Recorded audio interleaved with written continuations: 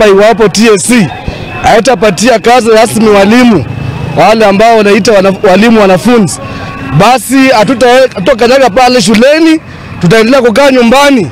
Na tunaambia wazazi ya kwamba usiachilie mtoto wako aende kwa zile shule wanaita junior secondary. Kusema ukweli, hizo shule ni kama shakahola.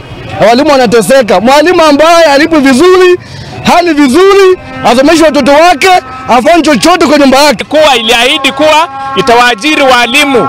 Haikusema kuwa itawaajiri walimu ambao hawatakuwa nalipwa vizuri. Kwa hivyo tunataka siku ya leo kuwakumbusha kuwa walimu ambao waliahidiwa kuajiriwa na wamewekwa kwa intern, tumekataa. Nataka tuajiriwe ni permanent terms ili tuweze kufunza watoto vizuri. Government should stop gambling with the teachers and also the learners.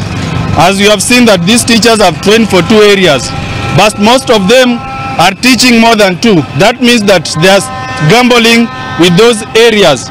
A teacher of mathematics teaching English is not right to that kid. The government together with TSC, it has taken us very long time to fight for our right, but we are not going to accept kudanganywa kila mara. Yes. It is now the end of the era. We are Joshua's generation to fight for our right. Moguls power.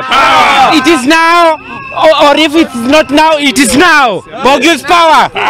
Also advising the parents, watoto wakae nyumbani mpaka wapate walimu ambao wamehitimu kama sisi. La sivyo wanafunzi wanaenda kaa huko shule na watapata masomo ambayo hayastahili. Serikali changamuka ama muangamize maisha ya watoto wa kesho.